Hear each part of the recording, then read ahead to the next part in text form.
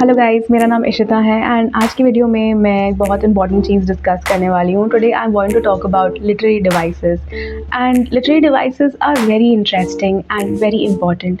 और किसी के लिए भी इम्पॉर्टेंट है, not just for literature students, like anybody who reads book, reads novel.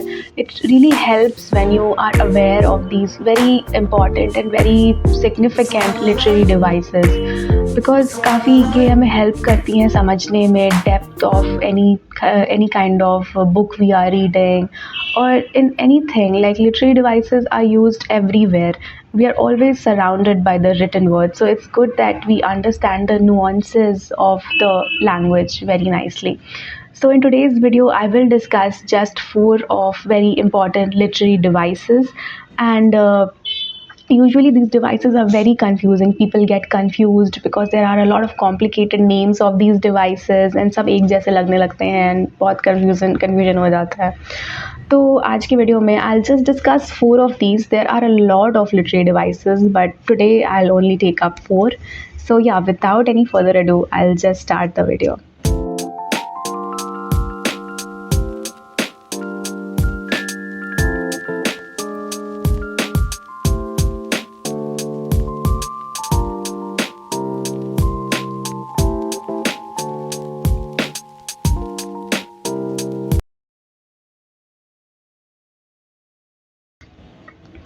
So hi, so the first literary device that I want to talk about is hyperbole or hyperbole.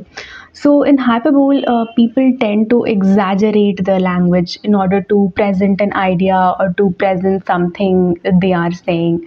So बहुत exaggerate करके लोग किसी बात को जब कहते हैं तो उसको hyperbole कहते हैं. So I will give you some example जिससे ये और भी काफ़ी ज़्यादा clear हो जाएगा कि hyperbole किससे कहते हैं. Hyperbole is very common because in everyday conversation also we tend to present our ideas in very exaggerated manner. So I'll give you an example, like when we say that, oh my god, my shoes are killing me. Like maybe our shoe is a bit tight or a bit small, so we say that, oh my god, my shoes are killing me. So that is not to say that our shoe is actually killing us, but that just presents the irritation that we are feeling with the shoe. So it just adds a very dramatic effect. So it really helps us convey our idea in a very nice, in a very good way. That's a very good usage of language. So that's what literary devices do. They help us present our idea in a very good way, in a very educated way.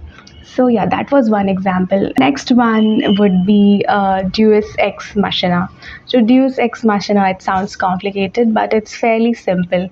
सो हमने बहुत सारे movies and all में notice किया होगा कि कभी कभार जो प्लॉट होता है वो काफ़ी ज़्यादा कॉम्प्लेक्स हो जाता है और उसको रिजॉल्व करने के लिए बहुत आउटर एजेंसीज़ यूज़ होती है. आउटर एजेंसी मतलब कुछ जैसे कि कोई बाहर से आ जाता है प्लॉट को सॉल्व करने के लिए, क्योंकि प्लॉट इतना ज़्यादा कॉम्प्लेक्स है और अपने आप से खुद से सॉल्व नहीं हो पा रहा होता है. So what happened, like the history is that I will tell you like how this thing started. Like during like when Greek playwrights used to write in the ancient times. Sorry, I have a bad cold, that is why my eyes might be watering. So in the ancient times when Greek playwrights were writing, so very often they used to use gods. That is why it's known as Deus Ex Machina, like the machine of the god or something it means. So they used to introduce these godly figures who used to come out of nowhere, come from the skies and just to resolve the conflict of the plot, because plot इतना complex हो चुका होता था कि वो अपने आप अंदर internally वो solve नहीं कर सकते थे, ऐसा हो जाता था. तो गॉड्स को प्रेजेंट किया जाता था और वो मैजिकली आकर के सब प्लॉट को रिजॉल्व कर देते थे, and that's how it used to happen. However, ये plot device जो है, it is not seen as a good thing because it sees as a very quick fix, because that just quickly fixes that just quickly gives us a resolution. So it is seen like a weakness. It's seen as, critics see it as a very weak usage by the writers. So in present day also, in a lot of movies we see that just let me check my notes. We see that like a lot of movies also कि अचानक से किसी character का sudden inheritance मिल जाता है with through some rich relative, या कुछ sometimes we have seen in some movies that a birthmark or something is discovered that just helps the plot to move ahead and to just get resolved.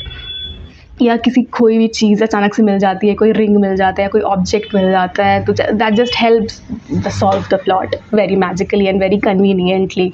So that is known as Deus ex machina. So the next one would be alliteration. So alliteration is basically a repetition of a same sound in a series of words in a phrase or a sentence, like a repetition of like some kind of consonant sound in a series of words. You will see that एक ही type का sound repeat हो रहा है किसी एक string of words में, कि बहुत सारे वर्ड्स हो किसी सेंटेंस में और वो सारे वर्ड्स में एक ही टाइप का सिमिलर साउंडिंग एक साउंड का रिपीटेशन पैटर्न आपको दिखाई देता है.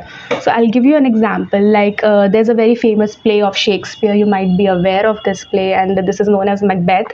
So Macbeth में there's this scene where three witches are waiting for Macbeth in the forest, and they say these lines like, fair is foul and foul is fair, hovered through the fog and fill the air.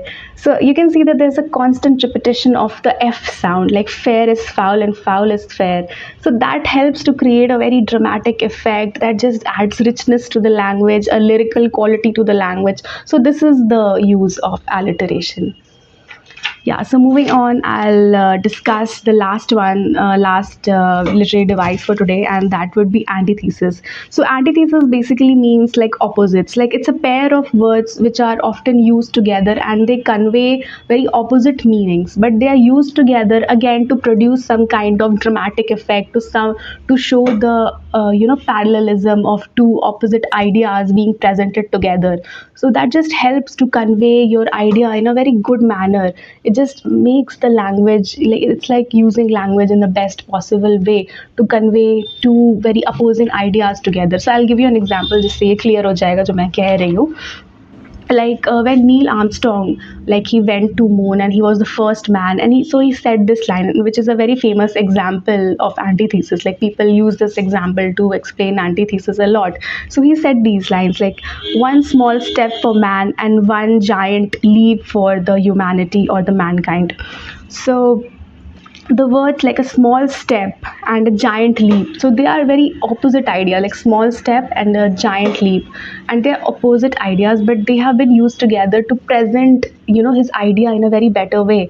Like this antithesis is helping him to explain what he's feeling. Like it's a small step for a one man, but it was like for a humankind it was a giant leap into the future of exploration of the space, exploration of the space and the moon and all of that.